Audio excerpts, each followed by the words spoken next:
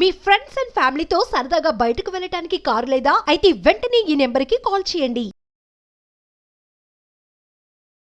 నమస్తే, నేను జీవిసత్రాయణ.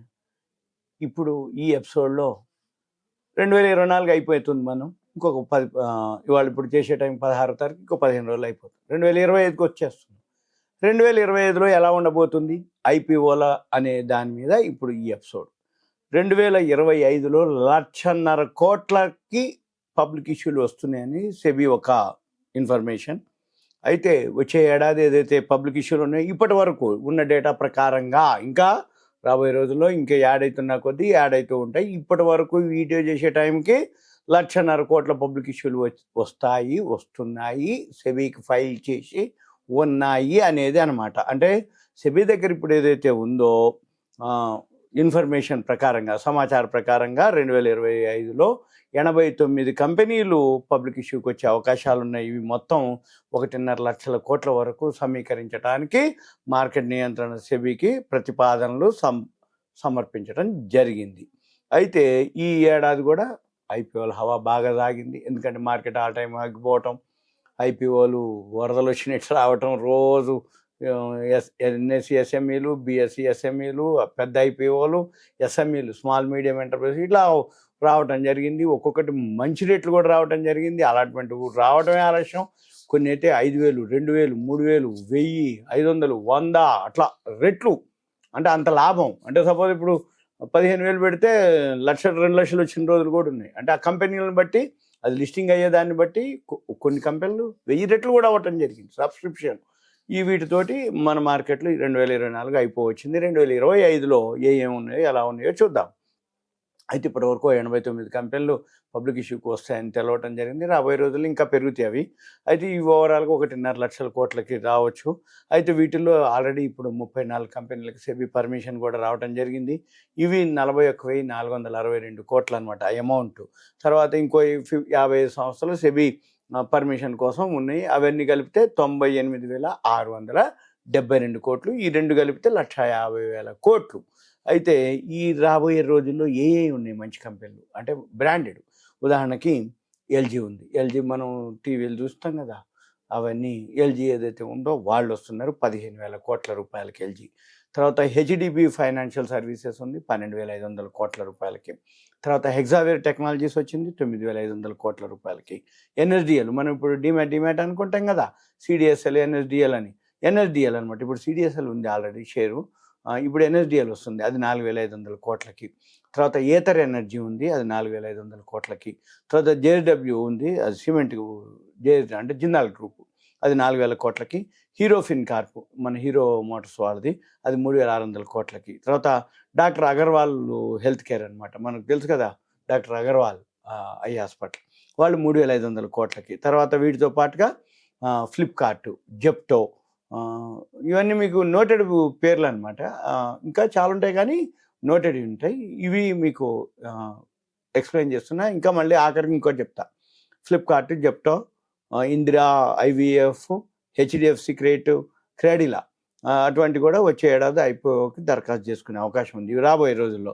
అయితే ఐవీఎఫ్ $40 కోట్ల, దాదాపు 3,400 కోట్లు సమీకరించాలని భావిస్తుంటే ఫ్లిప్కార్ట్, జెప్టో, హెచ్డిఎఫ్సి క్రెడిలా ఇవన్నీ కూడా 8,500 కోట్ల చొప్పున సమీకరించే రెడీగా ఉన్నాయని చెప్పడం జరిగింది. ఈ 2024 ఈ సంవత్సరం ప్లాట్ఫామ్లో 86 కంపెనీలు పబ్లిక్ ఇష్యూలు రావడం, అవి కూడా ఆల్రెడీ 1.5 లక్షల కోట్లు పైనే కలెక్ట్ చేయడం కూడా జరిగిపోయింది. తర్వాత 2022లో మాత్రం 40 కంపెనీలు రావడం జరిగింది, 59,301 కోట్లు. 2023లో వచ్చి 57 కంపెనీలు, 49,435 కోట్లు ఆల్రెడీ సమీకరించడం జరిగింది. అయితే ఈ సంవత్సరం కంపెనీలకు ఏదైతే ఉందో అంటే జనరల్గా ఈ సంవత్సరం వచ్చి అంటే అంతర్జాతీయ భౌగోళిక అనుకోండి, రాజకీయ ఉద్రిక్తలు, బలహీన కార్పొరేట్ ఆదాయాలు, ఆర్థిక వ్యవస్థ నెమ్మదించటం, ఎకానమీ స్లో డౌన్ అవటం, విదేశీ మదుపర్లు ఎఫ్ఐఐలు అమ్మటం లాంటి స్వల్పకాలిక సవాళ్లు ఎదురైనా దీర్ఘకాలిక దృక్పథంతో చూస్తే భారత స్టాక్ మార్కెట్లు మూలాలు పటిష్టంగా ఉన్నాయి అన్నమాట. ఆర్థిక పనితీరు పరంగా అంత పటిష్టంగా లేనటువంటి కంపెనీలకి ఏదైతే ఐపీఓలకి పెద్దగా స్పందన రాకపోవచ్చేమో, కానీ అంటే ఫండమెంటల్ స్ట్రాంగ్ ఉండి వాల్యూ ఉన్నటువంటి బలమైన లాభదాయకత స్పష్టమైన వ్యాపార దూరదృష్టి కనుక ఉన్నటువంటి కంపెనీలు పబ్లిక్ ఇష్యూలకి విశేషణ స్పందన లభించవచ్చు అని నిపుణులు అభిప్రాయపడ్డారు. అది జరిగింది కూడా అదే. తర్వాత ఎఫ్ఐఐలు వచ్చే ఏడాది ఐపీఓకి ఏవైతే కంపెనీలు ఉన్నాయో వాళ్ళు అనుకున్నటువంటి ఆ లక్ష్యాన్ని అనుకోండి, సమీకరించే ఏదైతే ఫండ్స్ ఉన్నాయో అనుకోండి, అవన్నీ కూడా లక్ష్యాన్ని అందుకునే అవకాశం ఉందని మన యాక్సిస్ సెక్యూరిటీస్ చెందిన రాజేష్ పాల్వియా గారు విశ్వాసం వ్యక్తం చేయడం జరిగింది. అయితే మార్కెట్లో కొంత ప్రతికూలత ఉన్నా దేశీయ మదుపరులు అంటే మ్యూచువల్ ఫండ్స్ అనుకోండి, మన India mutual fund DI domestic institutional investors, తర్వాత ఎఫ్ఐఐలు కూడా పెట్టుబడి పెట్టడం జరిగింది సెకండరీ మార్కెట్లో. తర్వాత అక్టోబర్లో ఫుల్గా, నవంబర్ కూడా ఏదైతే ఎఫ్ఐఐల అమ్మకాలు జరిపినా ఓవరాల్గా మళ్ళీ డిసెంబర్లో వాళ్ళు బయింగ్లోకి రావడం జరిగింది. అయిన తర్వాత మార్కెట్లు మళ్ళీ పెరగడం జరుగుతుంది. అప్ అండ్ డౌన్ మాత్రం బాగా వాలిటాలిటీ ఉంటుంది. తర్వాత ఈ ప్రైమరీ ఏదైతే ఉందో వాళ్ళు కూడా ఇన్వెస్ట్ చేయడం జరుగుతుంది. అయితే ఈ స్టాక్ మార్కెట్ ఏదైతే ఉందో బాగా అంటే పెరుగుతూనే ఉండటం వల్లనే ఎఫ్ఐలు ఇన్వెస్ట్ చేయటం వల్లనే మార్కెట్ పెరగటం, ఏదైతే పబ్లిక్ ఇష్యూలు ఎక్కువ రావటం, మార్కెట్ ఎప్పుడైతే బాగుంటుందో ఐపీఓలు బాగా రావటం జరుగుతుంది. బాగా వచ్చిన తర్వాత అంటే ఉదాహరణకి ఇప్పుడు 2024లో సెన్సెక్స్ దాదాపు అంటే 2 సెన్సెక్స్ నిఫ్టీ కలిపి సుమారు కలిపి కాదు దానికే అంటే పర్సంటేజ్ 13% పెరగడం జరిగింది. 2023లో 20% పెరగడం జరిగింది. బిఎస్సి మిడ్ క్యాప్ స్మాల్ క్యాప్లు ఏవైతే ఉన్నాయో అవి ఫ్యూచర్ల కంటే కూడా ఎక్కువ రిటర్న్స్ ఇవ్వడం జరిగింది. అయితే 2024లో ఏది మిడ్ క్యాప్ స్మాల్ క్యాప్ సూచీలు 30% పెరిగితే 2023లో 40% పెరగడం జరిగింది. ఇక మనకి ఐపీఓలు ఏదైతే ఉందో ఒక డేటా ఉంది. ఆ డేటా ఏదైతే ఉందో 2010లో 64 కంపెనీలు, 2011లో 37 కంపెనీలు, 2012లో 11 కంపెనీలు, 2013లో 3 కంపెనీలు, 2014లో 5 కంపెనీలు, 2015లో 21 కంపెనీ, 2016లో 26 కంపెనీలు, 2017లో 36 కంపెనీలు, 2018లో 24, 2019లో 16, 2020లో 15 కంపెనీలు, 2021లో 63 కంపెనీలు, 2022లో 40 కంపెనీలు, 2023లో 57 కంపెనీలు, 2024లో ఇప్పటి వరకు 86 కంపెనీలు ఆల్రెడీ రావటం జరిగింది. అంటే ఎప్పటికప్పుడు మీరు గమనిస్తే హయ్యెస్ట్ అనమాట ఈ సంవత్సరమే ఐపీఓలో రావటానికి. మళ్ళీ 2025లో ఇప్పటికీ అంచనా 89, కానీ రాబోయే రోజుల్లో ఇంకా పెరిగే అవకాశాలే ఉన్నాయి. దీన్ని బట్టి మనకేమర్థమవుతుంది, మార్కెట్లు ఐపీఓలు అంటే మార్కెట్లు ఎప్పుడైతే బాగా ఉంటాయో ఐపీఓలు బాగా వస్తాయి. ఐపీఓలు బాగా వస్తున్నాయి అంటే ఇన్వెస్ట్మెంట్కి మనకు కూడా మంచి కంపెనీలు చూసుకొని ఏవైతే బ్రాండ్ ఉన్నటువంటివి ఫ్యూచర్లో బాగా ఉన్నటువంటివి చూసుకొని మనము ఇన్వెస్ట్ చేయాల్సిన అవసరం ఉంటుంది. ఇంకా మీకు ఒకటి ఐపీఓ గురించి ఇంకా వివరం కావాలి అనుకుంటే సెబీ వెబ్సైట్లోకి వెళ్తే మనకి డేటా దొరుకుతుంది. ఎన్ఎస్సి చిత్తూర్గఢ్ అని ఇంకో వెబ్సైట్ ఉంటుంది, దాంట్లో ఇన్ఫర్మేషన్ దొరుకుతుంది. ఎస్ఎంఈల ఐపీఓలు డీటెయిల్స్ దొరుకుతాయి, పెద్ద ఐపీఓల డీటెయిల్స్ దొరుకుతుంది చిత్తూర్గఢ్ వెబ్సైట్లో. ఎన్ఎస్సి ఎస్ఎంఈ ఉంటుంది, ఎన్ఎస్సి ఐపీఓ ఉంటుంది.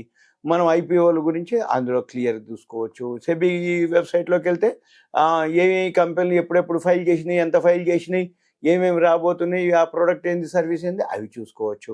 ఇవన్నీ కూడా సేఫెస్ట్ ఇన్వెస్ట్మెంట్ ఏంటిది అంటే ఐపీఓలు. ఎందుకోసం అంటే వాల్యూ ఉన్నటువంటి కంపెనీలు, గ్రోత్ ఉన్నటువంటి కంపెనీలు అందరికీ ఒకటే రేటుకి ఇస్తాయి. మనం ఏం చేయాలి, అప్లై చేయాలి. అప్లై చేసినప్పుడు అలాట్మెంట్ వచ్చిందా లాంగ్ టర్మ్ ఉంచుకోండి, అలాట్మెంట్ రాలేదా రీఇన్వెస్ట్మెంట్ చేయండి. ఇప్పుడు ఐపీఓది ఈజీ అయింది అన్నట్టు. ఓన్లీ 3 వర్కింగ్ డేసే. అంటే మనం ఎండ్ ఆఫ్ ద డే ఏదైతే మన ఇష్యూ క్లోజ్ అవుతుందో ఆ రోజు క్లోజింగ్ డే రోజు కనుక మనం అప్లై చేస్తే 5 o'clock క్లోజ్ అవుతుంది. ఏదైతే ఇష్యూ క్లోజ్ అవుతుందో 5 o'clock. ఆ ముందు గంట మధ్యాహ్నం తర్వాత అప్లై చేస్తే ఆ ఒక రోజు బ్లాకు, ఇంకో రోజు బ్లాకు, అంటే నెక్స్ట్ డే రోజు నైట్ రిజల్ట్ వచ్చేస్తాయి. ఇంకో రోజుకి బ్లాక్ అయిపోతే షేర్లు వస్తున్నాయి, జమ్ అయిపోతాయి డిమాట్కి, లేకపోతే మన అమౌంట్ అన్బ్లాక్ అయిపోతుంది. బ్లాక్ అన్బ్లాక్ అంతే. ఇదంతా మీకు awareness, education, information, knowledge purpose మాత్రమే. ఐపీఓలు మీకు సేఫ్గా ఇన్వెస్ట్మెంట్ చేయదలుచుకుంటే, మీకు ఇంకా డెప్త్గా నాలెడ్జ్ కావాలి అనుకుంటే మీ పేరు, ఏరియా, వాట్సాప్ మెసేజ్ పెట్టాలి. కంటెంట్ రూపంలో ఒక మెసేజ్ పెడితే అప్పుడు మనం పర్సనల్ కలవటానికి, డిస్కస్ చేయడానికి వీలవుతుంది. ఓకే, సుమన్ టీవీ ప్రేక్షకులు ధన్యవాదాలు, థ్యాంక్ యూ. ఇదంతా మీకు awareness, education, information, knowledge purpose మాత్రమే. సెలవు.